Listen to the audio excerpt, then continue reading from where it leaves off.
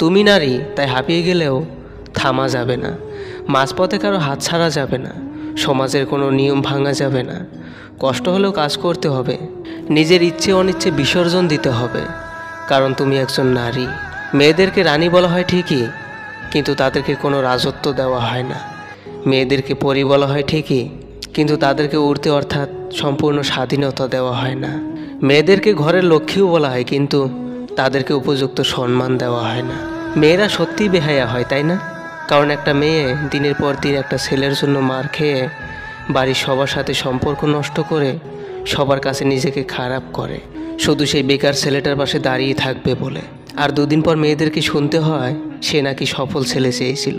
এত কিছুর পরও মেয়েদেরকে ছেলেরা বলে, তুমি কি করেছো আমার জন্য? মেয়েরা হয়তো অর্থ দিয়ে সাহায্য করতে পারে না, কিন্তু যখন কোনো ছেলে বেকার হয় তখন মেয়েদের বাড়ি থেকে তাকে কত কথা শুনতে হয়।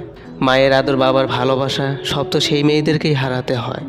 ওই অমূল্য জিনিসগুলো হারায় সবার কাছে, শুধু সেই মানুষটাকে ভালো বলে প্রমাণ করবে বলে।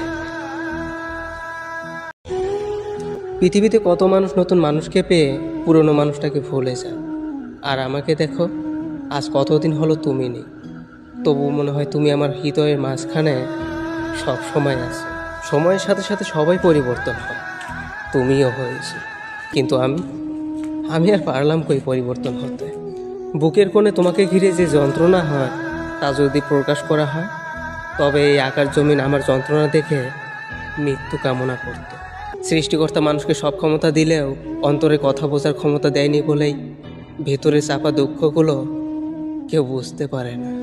আমি একদিন ভালোবাসাকে বললাম, আমি তোমাকে অনেক ভালোবাসি, তুমি আমার জীবনে আজীবন থেকে যাও। সে আমাকে বলল, আমি থেকে গেলে তুমি আমাকে এমন করে অনুভব করবে না, আমাকে ভালোবাসবে না। তাকে বললাম, তুমি চলে যাওয়ার পর আমাকে কেউ যদি জিজ্ঞেস করে ভালোবাসা কেমন আছে, কি বলবো? তাকে বলবো, ভালো নেই ভালোবাসা। তার মধ্যে এক অদ্ভুত মায়া ছিল, তাকে পাওয়ার আক্ষেপটা আমার কোনোদিনও শেষ হবে না।